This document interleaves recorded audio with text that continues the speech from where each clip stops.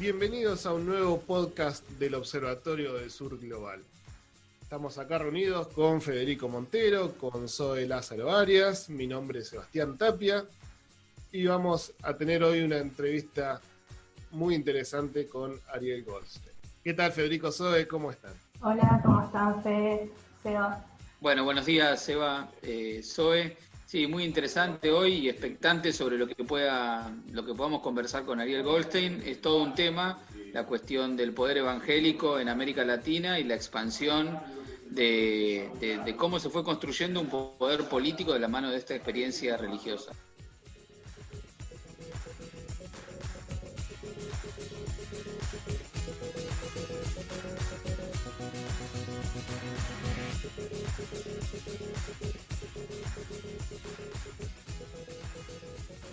Bienvenido, Ariel, ¿cómo estás? Importante discutir sobre este tema, una cuestión que está muy en la escena, muy en la discusión, cómo el tema de la religión se relaciona con la política, en particular con la mirada que Ariel viene haciendo ya hace muchos años, investigando sobre Brasil, el fenómeno Bolsonaro, anteriormente sobre la relación entre medios y política, tomando los casos de Lula y de Vargas. Ariel ha trabajado mucho sobre los temas de América Latina, es profesor en la Universidad de Buenos Aires y doctor en Ciencias Sociales. Bienvenido, Ariel. Bueno, muchas gracias por la invitación, Federico y Sebastián. Un gusto compartir con ustedes. Ariel, ¿por qué se te ocurrió trabajar sobre la cuestión religiosa? Y en particular este nuevo libro que ha sacado, Poder Evangélico, cómo los grupos religiosos están copando la política en América.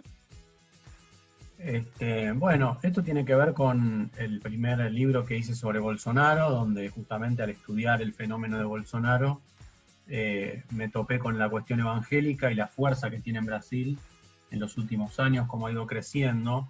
Siempre me llamó la atención, a decir verdad, ese fenómeno, cómo se desarrollaba en Brasil y sus ramificaciones en distintos países de la región, ¿no? Pero evidentemente con el fenómeno de Bolsonaro cobró como otra dimensión, ¿no? La cosa. Entonces, ahí fue que empecé a interesarme no solo por cómo eso se había desarrollado en Brasil, sino por las alianzas con el poder político que se iban desarrollando por parte de estas iglesias en otros países de América Latina y también de Estados Unidos, ¿no? Donde se han convertido en un reaseguro muy importante para Trump, y especialmente pensando en la elección que se va a disputar en noviembre. Entonces, ahí lo que pretendía hacer en el libro es un rastreo, digamos, de cómo en los distintos países se ha desarrollado este fenómeno de vinculación de alianzas entre el poder político y lo que yo llamo justamente el poder evangélico, que tiene una forma específica de intervenir en la política religiosa, pero distinta de la Iglesia Católica.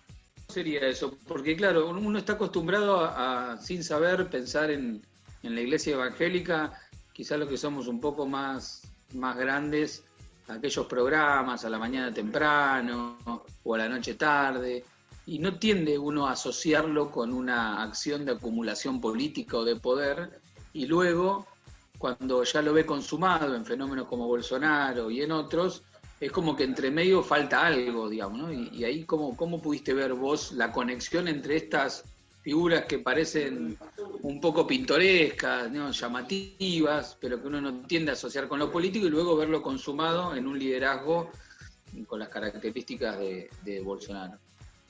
Claro, bueno, yo traté de hacer un rastreo más o menos de cómo se fue dando en cada país. Evidentemente sobre algunos países desarrollé más la cuestión, como el caso de Brasil, que lo conocía con mayor profundidad, y en otros planteé algunos interrogantes, pero en todo caso lo que se evidencia ahí es cómo son muy plásticos para hacer política los pastores evangélicos, porque por ejemplo, en el caso de Estados Unidos, que uno puede decir que es un sistema bipartidista, ¿no? Que tiene el Partido Republicano y el Demócrata, ahí ellos están más dentro del Partido Republicano.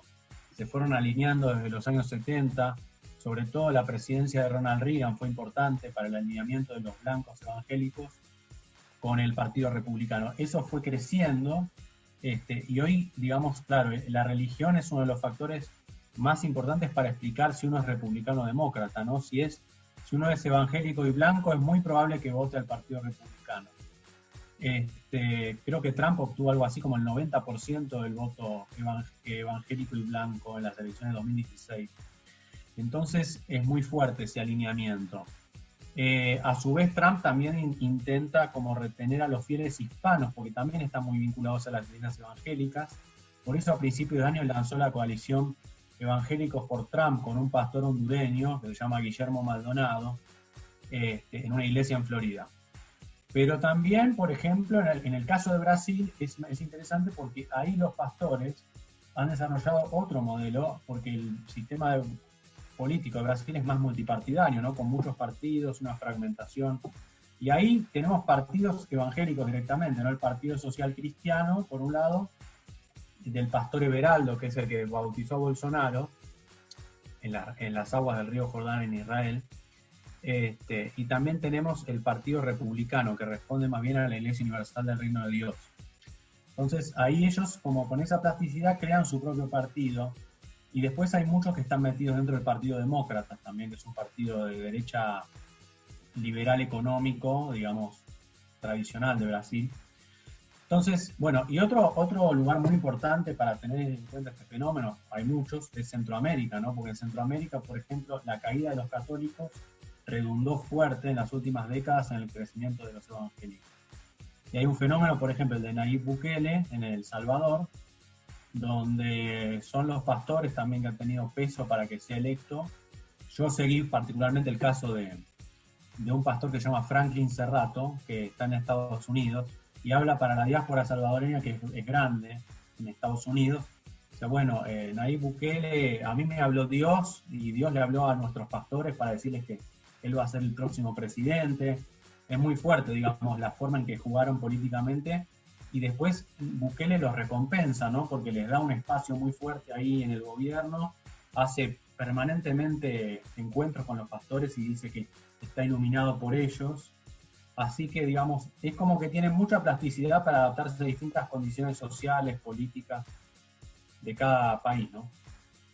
Yo te quería preguntar, porque se tienden a asociar con estas nuevas formas políticas. La presencia de los evangélicos en la política es reciente y tiene que ver, yo me lo imagino también ahora viéndolo de la perspectiva de los políticos, una forma diferente de llegada al mundo popular, ¿no? Un mundo popular que frente a la crisis de representación de los partidos tradicionales, la emergencia de nuevas formas de representación, no solo partidaria, bueno, los nuevos modos de sociabilidad, digamos, que han hecho estallar las formas de organización y representación, no solo políticas, sindicales y organizativas clásicas, en sociedades además heterogéneas como las latinoamericanas, que siempre tuvieron dificultades para la construcción de identidades homogéneas por los grandes procesos de exclusión que históricamente han tenido y las enormes desigualdades, como ahí quizás desde el punto de vista de lo político, estos liderazgos sociales, porque independientemente de su carácter religioso lo son, les permiten una forma de llegada a sectores populares, desplazando, si se quiere, una tradicional presencia que tenía ahí la Iglesia Católica. Bueno, ese es un tema muy interesante. Por un lado, hay varias cosas para decir, ¿no? Por un lado, digamos, acuerdo con esta idea de que, bueno, una de las cosas que notaba era que donde hay crisis de los partidos tradicionales, se asientan más fuerte, digamos, los pastores evangélicos, ¿no? Y por otro lado, también está el tema de que, bueno, es también donde el Estado falla, aparece en una faceta más represiva, más ineficiente, en los sectores populares, ahí suelen afirmarse las iglesias evangélicas, ¿no? Con esa capacidad capilar de construir poder y desarrollar su expansión. Pero también, digamos, hay una disputa con la Iglesia Católica, ¿no? Por esto que conversábamos, donde si uno analiza los últimos viajes del Papa Francisco, se ve muy claro eso, ¿no? Porque en 2013 el Papa Francisco estuvo en Brasil y ahí ya se empezó a desarrollar, ¿no? Una disputa porque el Francisco tiene una posición un poco más abierta con respecto a temas como la homosexualidad, esas cuestiones. Los pastores en general evangélicos son más conservadores. Ese fue el primer viaje, ¿no? A Brasil, donde que es el exponente más claro de cómo cae el catolicismo y suben los evangélicos.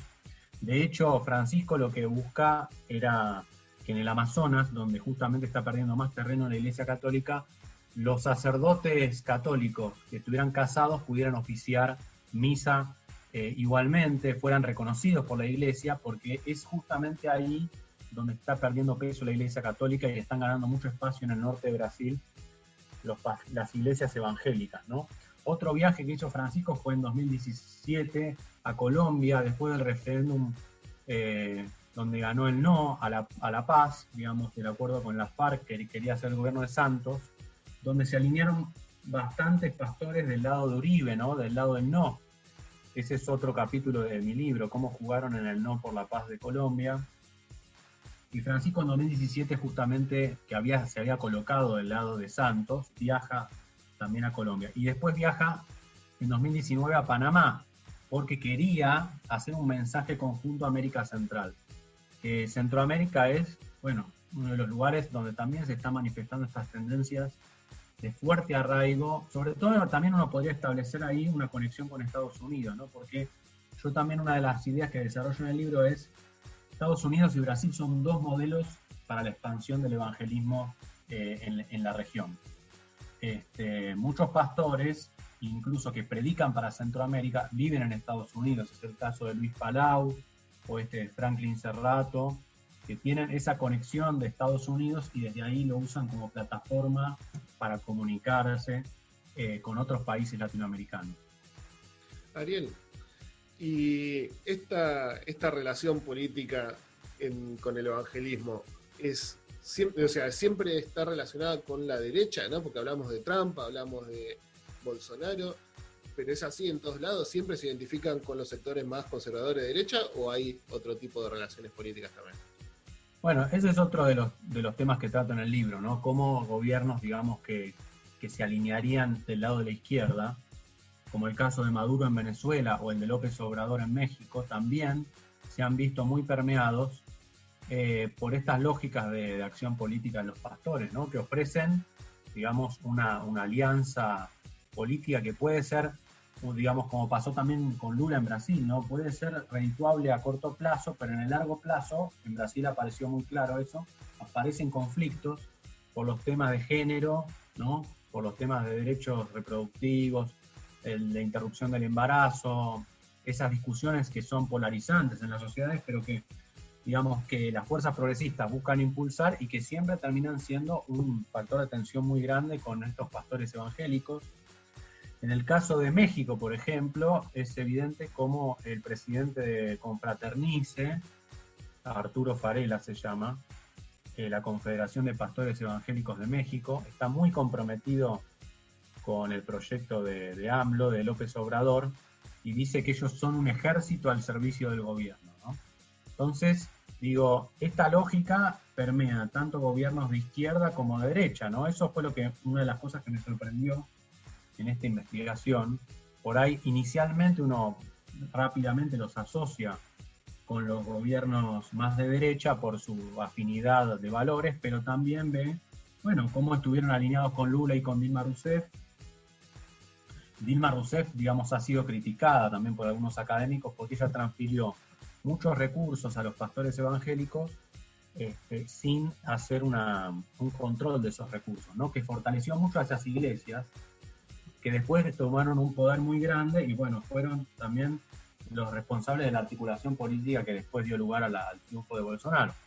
Y estas cosas, bueno, por eso yo advierto un poco para que no, digamos, otros académicos también lo han hecho, digamos, cuidado también con que no pase lo mismo en México, ¿no? Porque puede ser muy tentador para algunos políticos establecer alianzas con estos pastores por esta forma de apoyar como un ejército, como dirían en México, pero también a largo plazo puede ser peligroso, ¿no? Para el propio proyecto político más pensado en términos más estratégicos por ahí. ¿Y cuál es su objetivo entonces a nivel político, ¿no? Digamos, porque evidentemente el clivaje de distribución de riqueza no lo es, ¿no? Si apoyan a la izquierda, apoyan a la derecha, no es ese el problema. ¿Pasa por mantener valores conservadores o cuál es el objetivo de ellos? ¿Por qué buscan participar en política, digamos?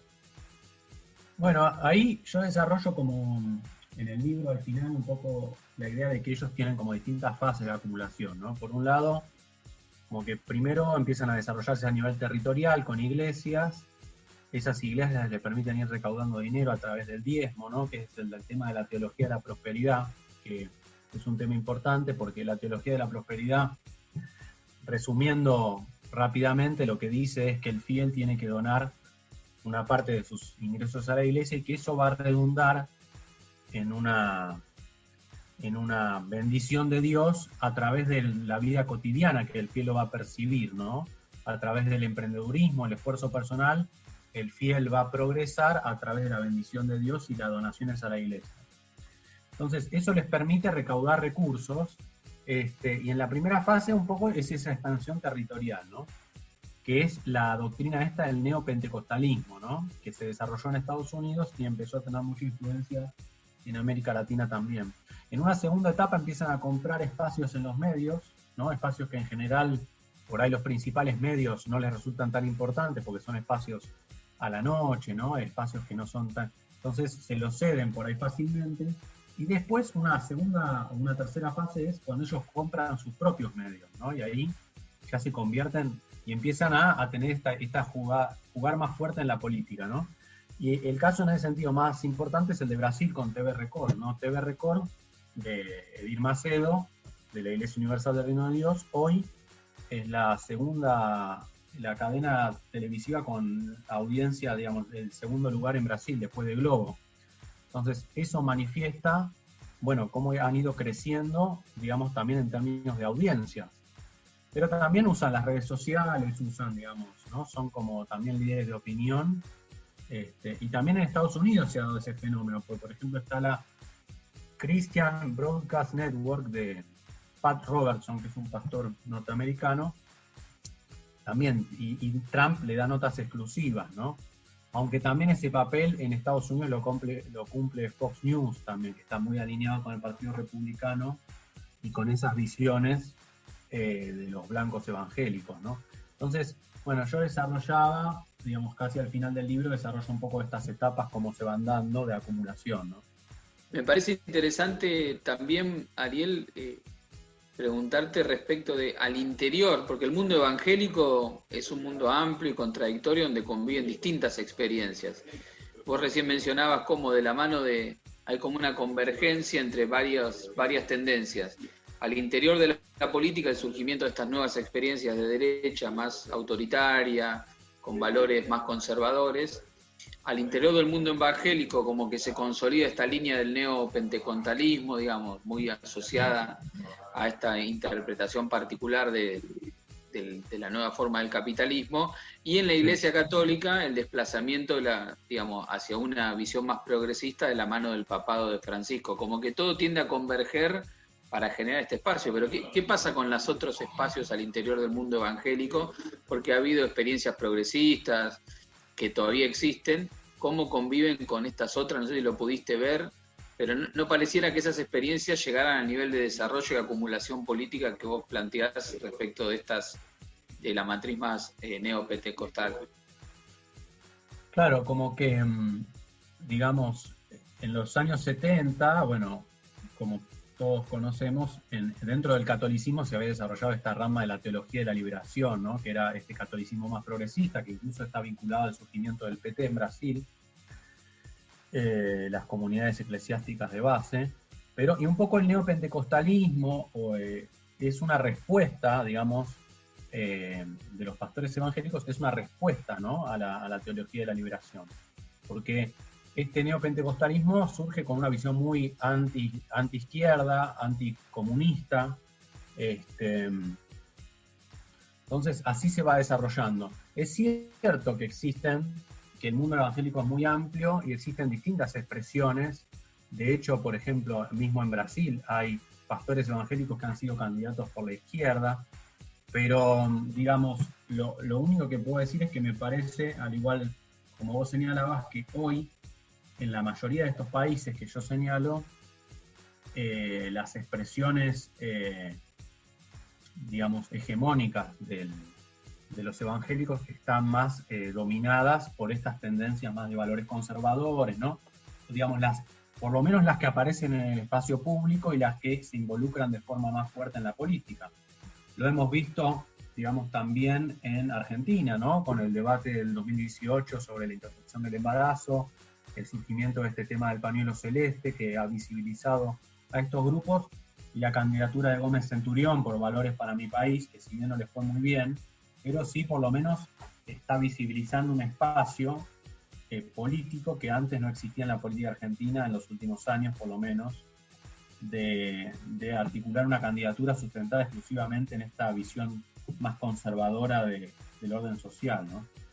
Justo te iba a preguntar eso, por cómo veías acá en la Argentina el crecimiento de estos grupos. O sea, ¿es probable que tengamos una bancada evangelista, así como tiene ahí en Brasil en el Congreso?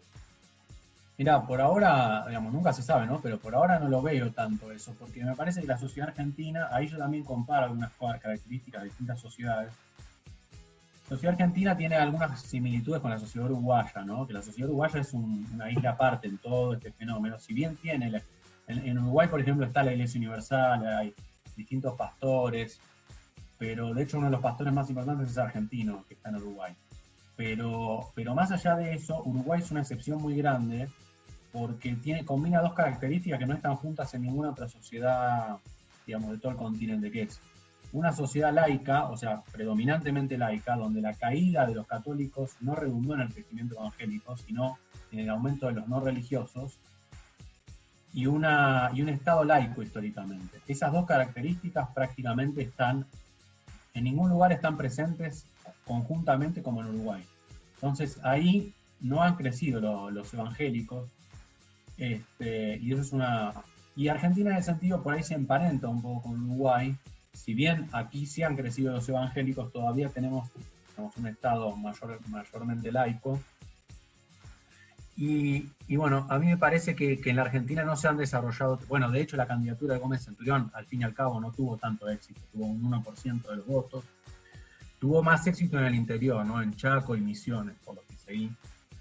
Pero me parece que la Argentina, digamos, por ahora, digamos, sí hay una expansión a nivel territorial, y eso ha sido estudiado bastante por distintos académicos, pero todavía esa expresión a nivel territorial y esa expansión, que tiene mucha fuerza, me parece, en lugares como La Matanza, qué sé yo, donde, digamos, también distintos pastores han logrado ser parte de los gobiernos provinciales, municipales, pero sí todavía no se traduce de forma partidaria en la política, de forma exitosa, ¿no? Como pasó en Brasil, como pasa en Estados Unidos, o como pasa en Centroamérica, o incluso en Paraguay, que también es un caso que trato en el libro, de forma resumida, pero ahí en el gobierno de Mario Abdo Benítez, porque Paraguay también tiene una característica, ¿no? Que es una sociedad muy religiosa, junto con México, una de las sociedades más religiosas de América Latina.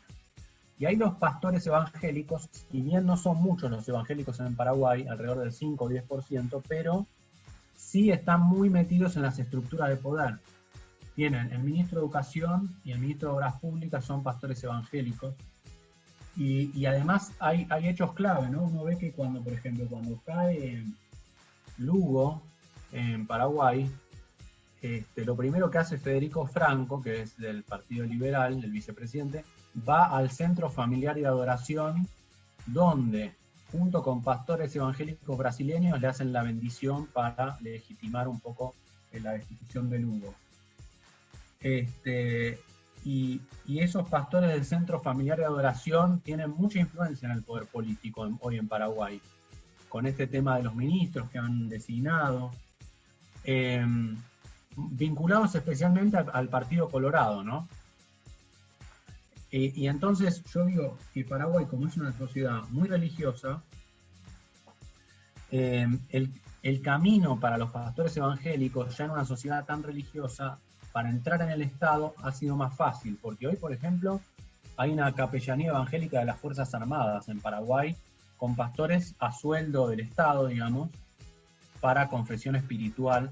Hay articulaciones con las ONG evangélicas por parte del Estado para instruir a los jóvenes en educación sexual, donde a los que participan les hacen firmar un compromiso de abstinencia sexual, ¿no?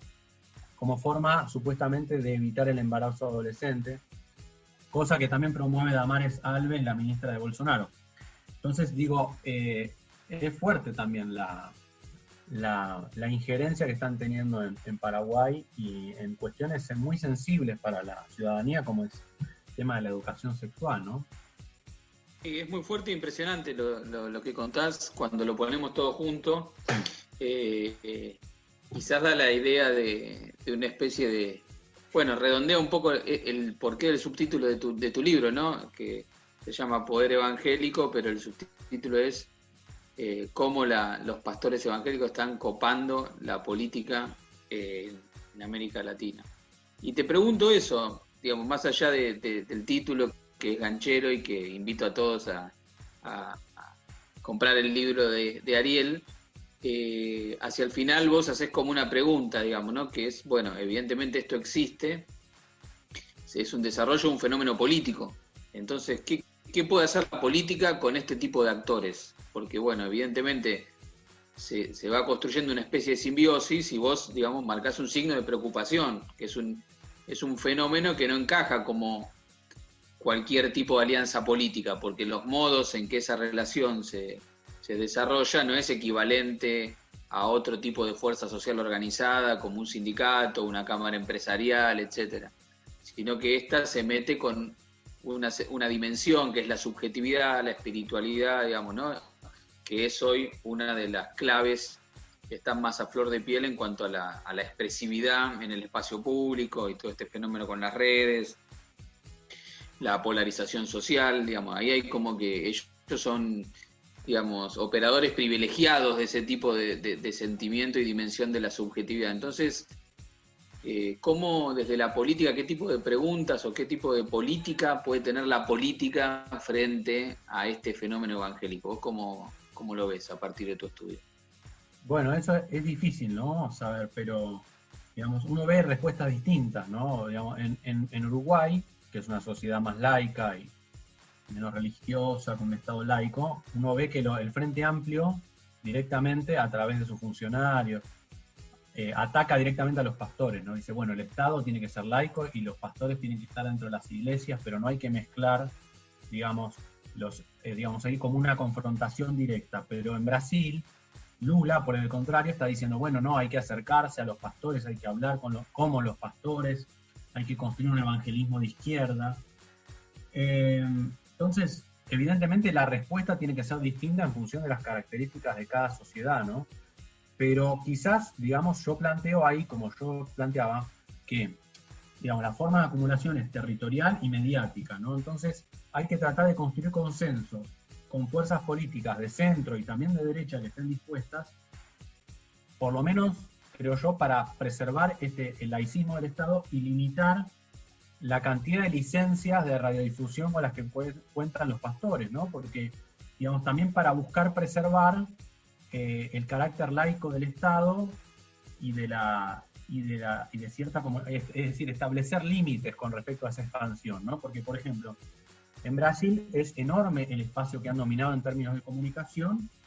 Digamos, si uno prende la televisión en Brasil después de las 10 de la noche, es impresionante como todos los canales tienen programas de pastores evangélicos prácticamente, más importante. Entonces, yo sugiero eso, digamos, ¿no? Que las fuerzas progresistas establezcan acuerdos con fuerzas de centro y de derecha como para tratar de limitar esas licencias de radiodifusión que les permiten expandir su poder evangélico, como uno diría. A nivel del territorio es mucho más difícil, ¿no? Porque ahí esa acumulación es el resultado también de la acción política concreta que ellos desarrollan, que responde a problemáticas sociales profundas, que los pastores están donde no están. Yo ahí retomo un tuit de una diputada brasileña del PSOL en el libro, que ella dice,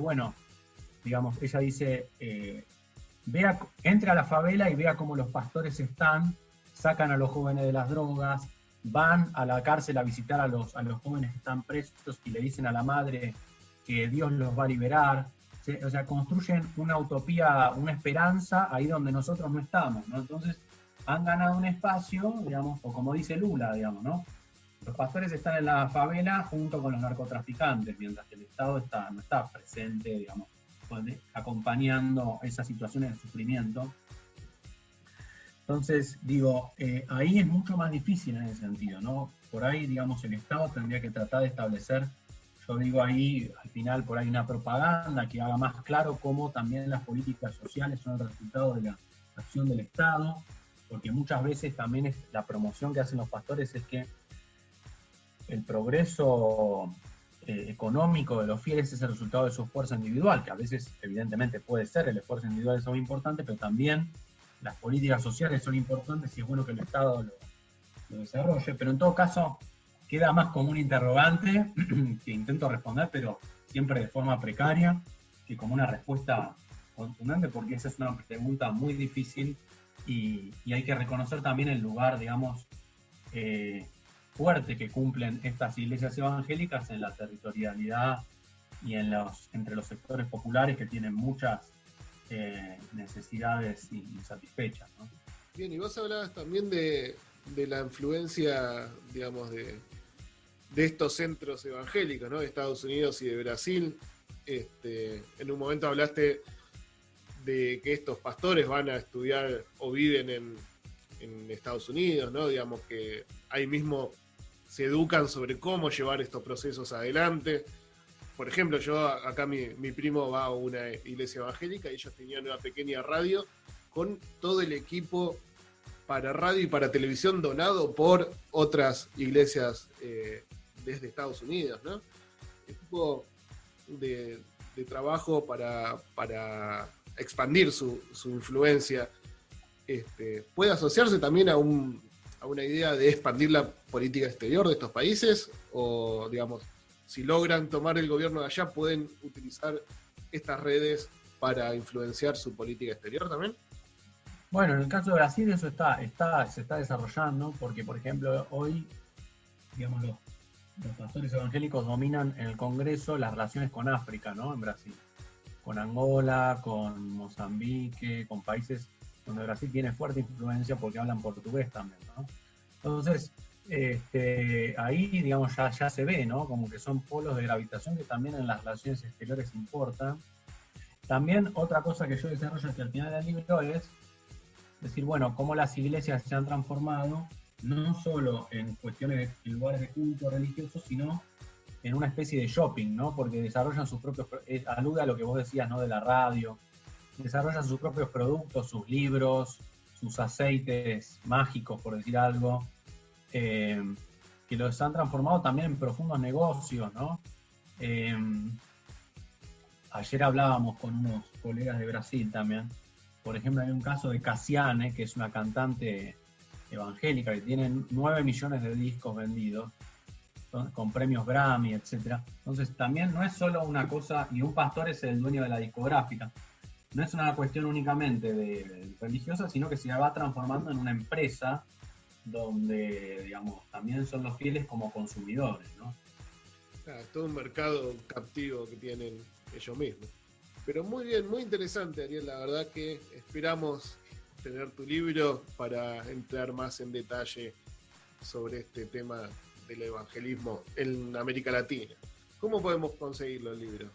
El libro está en la página de Marea Editorial, digamos, hay envíos a todo el país, calculo que ya están la mayoría de las librerías del país. Y también se puede comprar por ebook en la tienda de Baja Libros, ahí también se puede conseguir en versión digital. O sea, están esas dos versiones, incluso se hacen envíos hacia afuera, digamos, del país, que ya lo han comprado en otros países, entonces, digamos, también está en Mercado Libre, digamos, está disponible en distintas plataformas. Excelente, bueno, muchísimas gracias, Ariel, por compartir este tiempo con nosotros. Recomendamos entonces de nuevo Poder Evangélico, cómo los pastores evangélicos están copando la política en América Latina, de Marea Editorial, por Ariel Colcel. Gracias, Ariel. Bueno, muchas gracias a ustedes por la invitación.